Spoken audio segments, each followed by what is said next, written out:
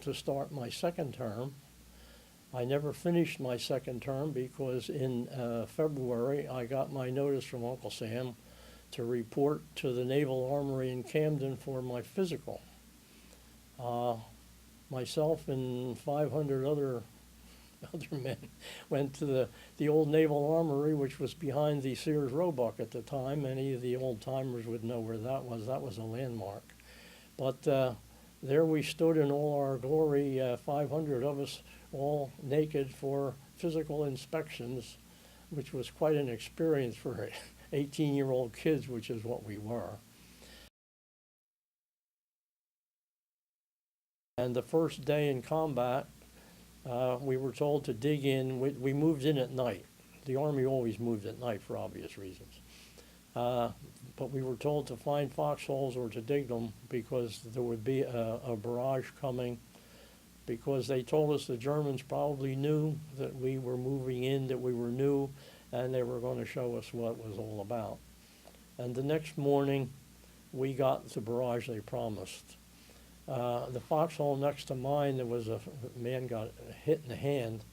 The sergeant told me to take him back to the aid station, which was, maybe 1,000 yards or 2,000 behind the line. And as we were crossing a ravine, we heard some more shelling coming in, and we both hit the ground, and a shell went off right in front of us. And as soon as the dust cleared away, I reached over and grabbed him by the arm. I said, "Let's get the hell out of here." And he didn't get up. His skull had been fractured by a piece of shrapnel. So that was my first day in combat and my welcome to the German.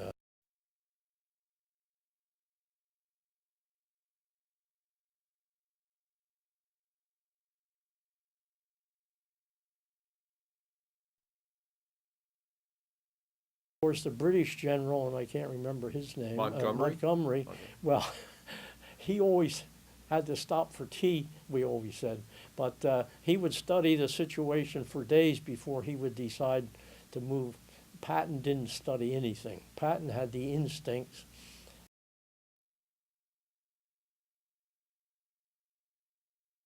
But the boilers were so small in order to fit on a submarine that if any of the boiler tubes started to leak, there were manhole covers on the regular boilers where a man could go in and work on these tubes. But the submarine boilers were so small that each company under the Navy contract had to have a midget, believe it or not, who would service the boiler tubes, because a full-grown man could not get inside these small boilers.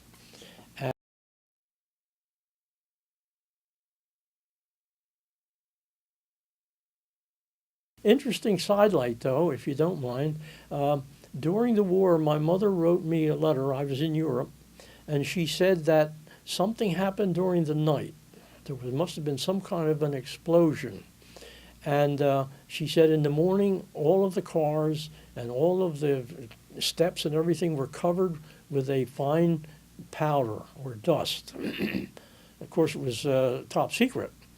Well, I mentioned that to my boss when I came to the Navy Yard. He said, "That was here." He said, "We had an atomic pile here." Did you ever hear? Oh, you did? They Interesting. were doing, the Navy, there was a lab at the Navy That's Yard right. that It was a lab. doing some research on the Manhattan Project. Exactly right. Well, you're the first one that I've spoken to then that really could verify that this did indeed happen. And I mentioned to my boss, he said, "Yeah, I'll tell you something interesting." I said, "What?" He said, "Well, I went home that afternoon," and he said, "I was just an engineer, he had a rating and so forth. But he said, I come in the next morning and all the bosses were dead. And all the supervisors on the project were dead." He said, "Suddenly, I was in charge of what was left of the project." And I said, "Then there was an explosion."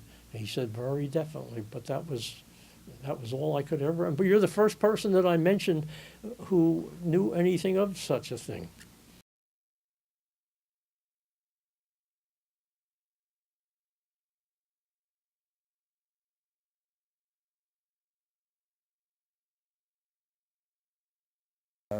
I had a brother that was in the Navy, an older brother, and I always looked up to him, and I wanted to join the Navy because I couldn't, if I got in the Army and I had to point a gun to somebody and kill them, I didn't have the heart to do that.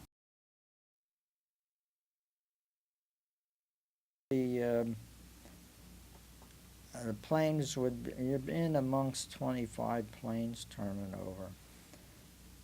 And our job would be like 5 guys on each side of the plane. And the pilot would release the wing and they would slide down and we'd be underneath and push it up, locking in position. And the man next to me, he lost his balance and he fell into the turning propeller and they chopped them all up, and I still see the arms and legs and parts of his body flying by me.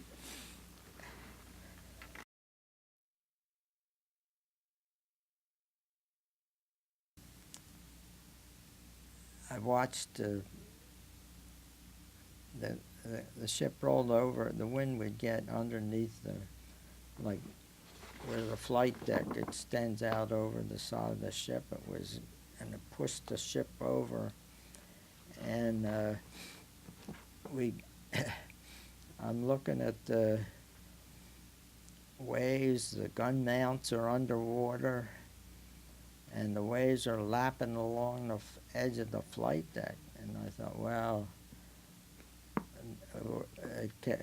this one time it rolled over and it stayed there, and I thought, well, this is it. This is the end. And so I said a prayer, but I didn't ask God to save me because it was hopeless. And so I asked him to be with my mother, comfort her because she will never see me again.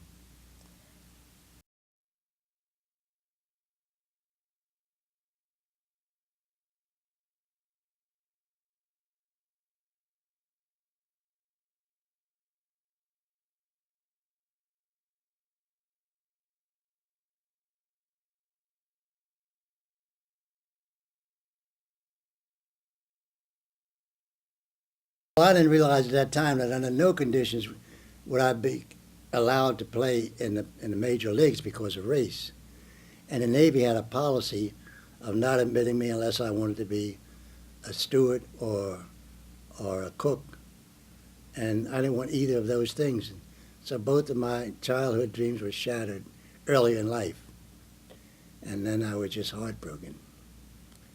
But later on, in 1942, a lot of people don't know about this. In 1942, the Navy decided to enlist, as we would call at that time, Negroes, in general service, which meant that I could become a seaman, serve an apprenticeship, and move on up, which shortly after that no longer was just made known, which wasn't highly publicized. For what reasons, I don't know. I went to recruiting office. He said, sure, you can sign up as an apprentice seaman. I almost broke my finger signing up.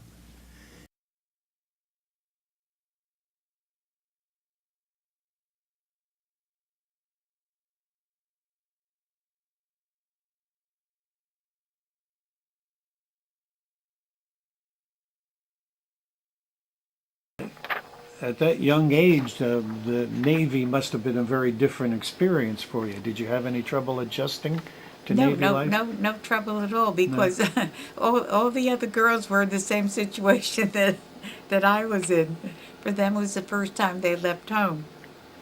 Tell us what you remember about boot camp, if you can. That's got to be a different experience for an 18-year-old. Well, the funny thing is, where I went to boot camp, that was I went to school there before Hunter College. It was located in Manhattan, but the first 2 years was spent in the Bronx. Then the Navy took over the school, Hunter College in the Bronx, and And that's where I went. And we lived. That's where you went for boot camp? Well, we went there for our different lessons, but we lived in. They took over apartment buildings, and we lived in an apartment building. There were no barracks or anything, because they took over the school, and that's where we went to for our where we studied. But we lived in an apartment building. And so this apartment building was all waves, all women in training for waves? Yes, the government took over the apartment building, and the waves occupied the entire building. And we were up on the fourth floor. I remember then we had, in the morning, we had a muster downstairs, so they'd wake us up and we'd have to get dressed, run downstairs, muster to show we were there, then run back up again, get ready for the day. That's how we started our day. They were all servicemen on the train. I was the only woman, because it was a train reserved just for service people. And I was the only woman. I was afraid to go to sleep at night. But they were very respectful. Oh, that's good.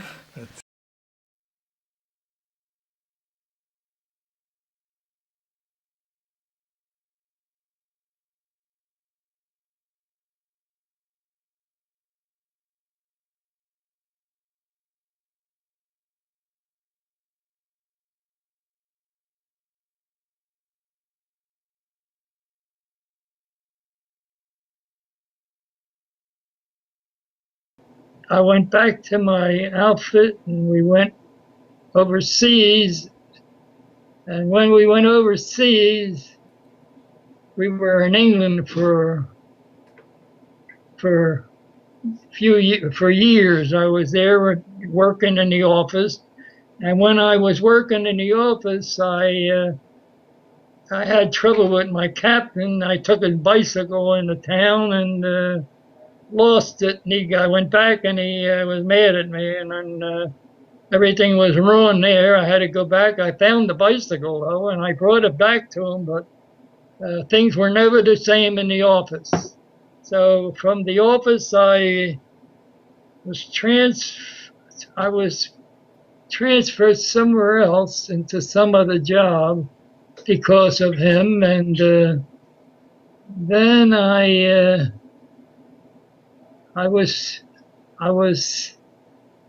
then we had to invade. Then they tried to make me go to officers candidate and serve the officers, and I wouldn't do that. So they put me in the stockade for a while. And while in the stockade, the war broke out and D-Day come up. So they took me out and placed me with another unit, and I was attached to them, and we went over as infantry combat. I had few trainings, maybe a little bit of training, and I was there in D6. I stood there from D6 till we broke out. We were there in Normandy for months, getting bombed and strafed and everything.